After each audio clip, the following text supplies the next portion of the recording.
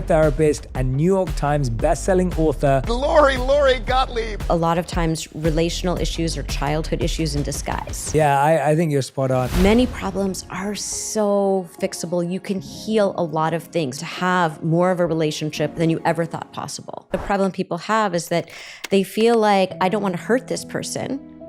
And at the same time, they're not thinking about what matters in this friendship to me. So it doesn't sound like a great friendship if the other person is telling you, no, you actually feel this other way.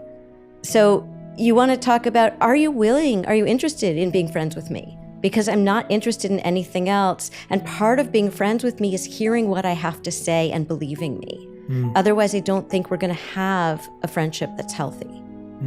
So if you want to be in my life, I would like to be in your life. If you want that, then I need you to believe me when I tell you this is how I feel and not try to push me into something that doesn't feel comfortable to me. And then that person can really think, do I want this person in my life? Knowing this is their hard boundary. But people don't say it that way. They feel like I'm going to hurt this person, or they start arguing with the person. If you find yourself arguing with someone about how you feel, that's not a great friendship. I have so many clients who come into therapy and they'll say, we had this conversation, and they'll tell me this conversation that went on and on and on and on. And I'm thinking, how did this conversation go on? Were they there for 5 hours? What happened? And it turns out they'd been texting for days about it. Yeah. And I said, why didn't you just have this conversation face to face? And they say, well, that would have been too hard. But look how hard it is to have it on text. I think it's so much harder to have it on text, because when you're together, you're actually connecting, even if it's difficult, even if you're saying some things that might cause some discomfort. It's easier actually to do it in person. People establish patterns in a relationship very early on. I always say that relationships are like cement. So in the beginning, there's a little flexibility. So the other person is texting you when you want to have a conversation. You can kind of mold that by saying, hey, let's talk in person. But if you keep texting them, then the cement dries, and that becomes the pattern in the relationship with anything. So many people put up with a lot at the beginning of a relationship because they think this person has all these other great qualities. So what if they can't really have a conversation with me, right? Yeah. I have so much fun with them, or I can fix them, or over time I'll bring this up later, but I don't want to bring it up now because we're early in the relationship. No. That's the time you should bring it up, because the cement is drying and it dries quickly. So patterns get established. So if the cement is dry and then you try to change it and say, let's have a face-to-face conversation, but you guys have been texting about things for months instead of talking about them, it's really hard to change that. And I know it's hard to do in the moment, but to be able to just make that shift in the relationship and say, you know what, I know we've been texting about this stuff, but I think it'll be so much better for us and so much easier to talk about this in person. Yeah. And then you see, will the other person show up? Will they keep texting you, or will they say, sure, let's get together, let's talk about it? A lot of times relational issues are childhood issues in disguise, and even with social anxiety. So for example, if you have a story that you've been told when you were younger, like, I'm not good enough, or I don't measure up, or people are going to criticize me, whatever your experience had been, you're going to project that onto all of your relationships as an adult. So social anxiety is usually something about, I will not be liked, I will not be loved. And that has to do with how you were liked or loved when you were younger, if you haven't processed that and worked that out. I also think there's a difference between being an introvert. I'm exactly like you in the sense of, I really like to have these deep conversations, and I'd rather be with fewer people and have a deeper connection than be with more people and have a more superficial connection. But at the same time, I feel like it's one thing to say, I would rather have these sort of smaller, more intimate conversations, but I'm not anxious going into them. And so I think what you're talking about with social anxiety is, I'm anxious to just reveal the truth of who I am to anybody. I'm worried about showing up and being found wanted. When people feel anxious, they feel like they have to tell a story that's entertaining. Yeah. They have to keep the person from being bored with whatever they're talking about. People like to talk about themselves. So if you're, and I don't mean that in kind of a narcissistic way, I mean that people like it when you show interest in them. And a lot of people don't ask other people about themselves enough. Yeah. So when they have an opportunity for a person who genuinely is curious, This isn't just some kind of strategy for your social anxiety. It's actually a way to relate to people. I'm genuinely curious to get to know you, and you ask questions about their life. They're going to be really interested in interacting with you.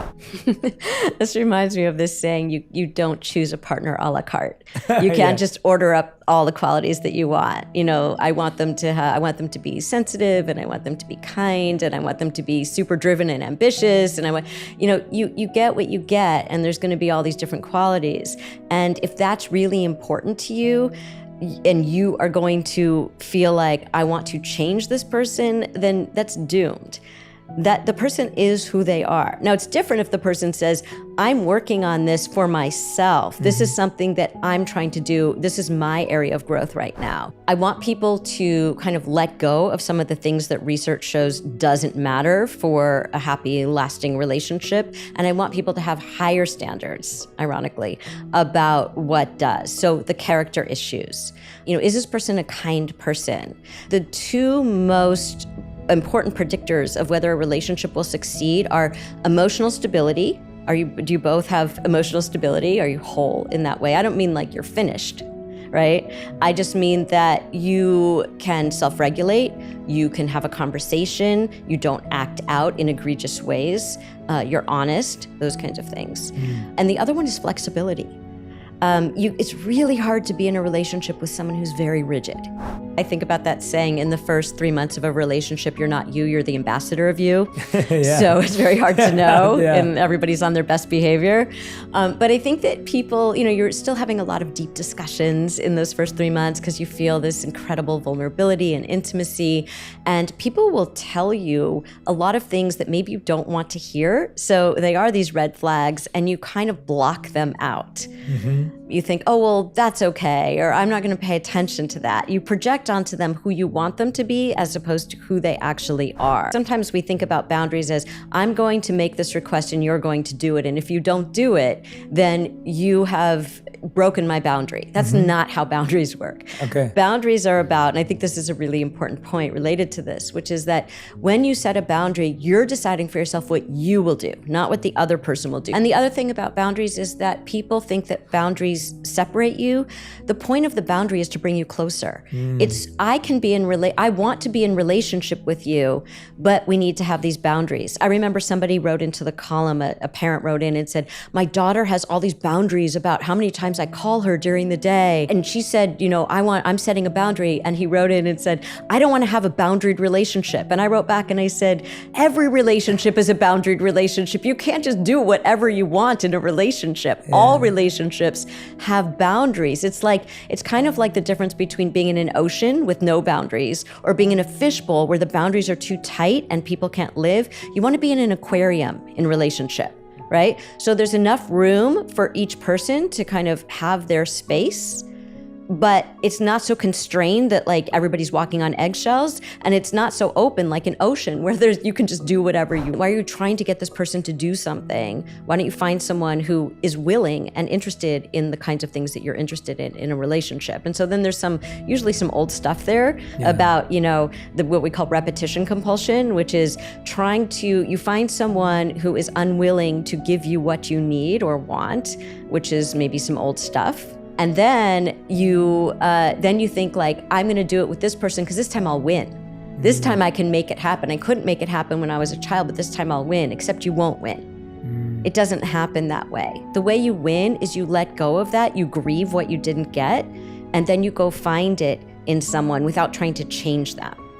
So you're not trying to win anything, it's already there. The kindest thing you can do is to have a conversation with somebody that is real and genuine and authentic. I think that the way you start that is you start it with yourself. So before you even get to the other person, you want to be able to say to yourself, I'm being really kind and I'm remembering their humanity, and I'm going to have this conversation in an open, generous, curious way. So I'm not here to set my agenda necessarily. I'm here to be curious about their experience so we together can come to some kind of understanding about each other that we didn't have before. And I think that's the framework that you come into any hard conversation with. I think the question is, are they, when we think about what compromises we have to make with another person, we don't tend to think about what compromises somebody has to make to be with us, which is a really important point.